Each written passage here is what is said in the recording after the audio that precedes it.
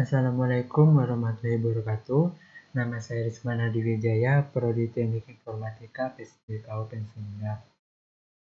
Pada kali ini saya akan menjelaskan tentang security.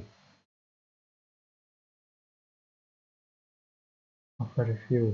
Penggunaan keamanan yang baik sangat penting untuk kelangsungan hidup sebuah aplikasi. Untuk membuat aplikasi yang memiliki tingkat keamanan yang tinggi, YI menyediakan beberapa fitur keamanan yaitu Authentication, Authorization, Working with Password, Cryptography, View Security, Client Best Practice. Authentication adalah proses untuk memastikan bahwa user yang login adalah memang benar dirinya. Authentication biasanya dilakukan dengan menggunakan kombinasi username, email, dan password.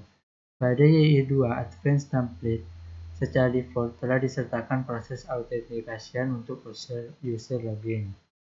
Sedangkan pada YI2 Basic Template, proses authentication hanya dilakukan menggunakan username dan password yang di hardcode pada model user. Proses authentication pada YI2 Advanced Template, proses authentication melibatkan hal penting. Mengatur komponen user pada application configuration, membuat atau menggunakan kelas user yang mengimplementasikan interface YI Web Identify Interface.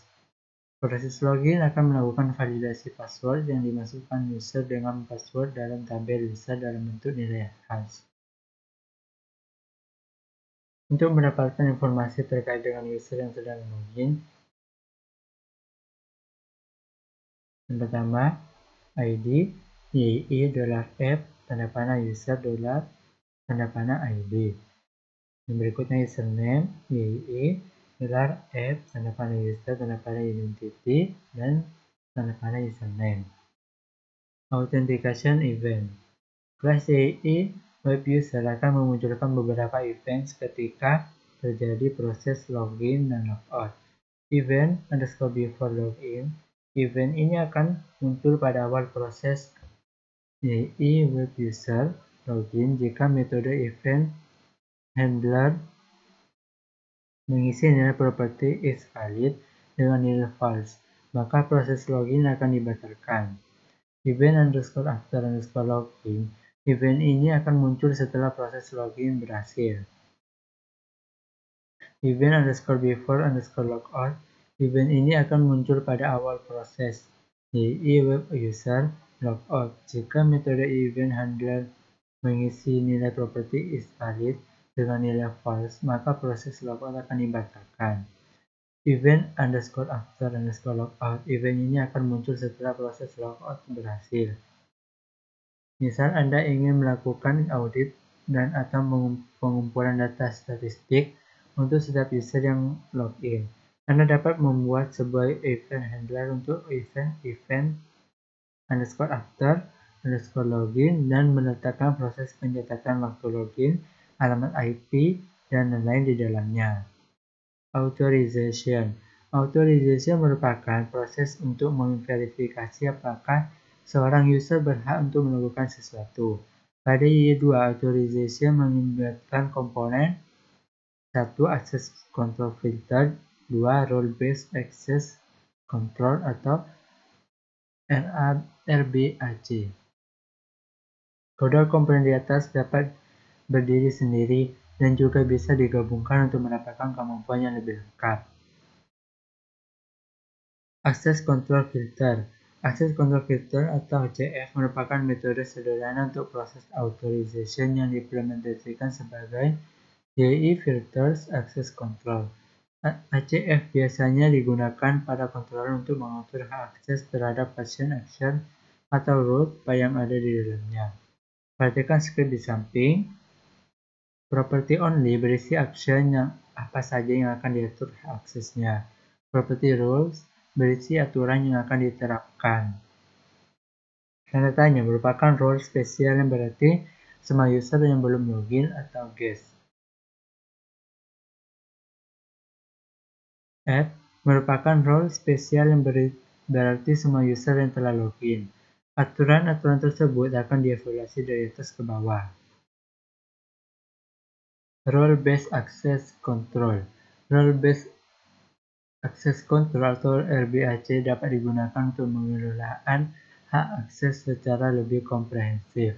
Y2 mengimplementasikan RBAC melalui komponen dari aplikasi yang bernama Auth Manager. Untuk menggunakan RBAC ada dua hal yang perlu dilakukan. Satu, membangun data authorization untuk RBAC. Dua, menggunakan RBAC untuk melakukan pengecekan hak akses atau dapat dilakukan di model view maupun controller. Konsep dasar RBAC. Komponen utama dari RBAC ada tiga, yaitu role digunakan untuk menentukan peran dari seorang user, contohnya admin, author, dan lain-lain. Role dapat memiliki beberapa permission dan juga role yang lain. Seorang user dapat di-assign satu role atau lebih. Permission merupakan hak untuk melakukan sesuatu, contoh create post, update post, dan lain-lain. Role merupakan script yang akan dijalankan untuk memastikan sebuah role untuk permission dapat digunakan oleh user. Contoh permission update post dapat memiliki role yang akan mengecek apakah user tersebut adalah user pembuat post yang akan diupdate. Jika menggunakan DB Manager, terdapat 4 tabel yang digunakan untuk menyimpan data RBAC. Out_item untuk menyimpan data item atau role, permission, dan role. Out_item child untuk menyimpan data hubungan antar item. Out_assignment untuk menyimpan data hubungan antara user dengan role. Out_role untuk menyimpan role. Role permission rule. Role permission rule. Pada gambar di samping terdapat dua user, Jane dan John. Dua role, admin dan author. 3 permission, create post, update post, dan update own post. Serta satu role, auto role. User Jane memiliki role admin, sedangkan user John memiliki role author. Role admin memiliki permission update post dan role author.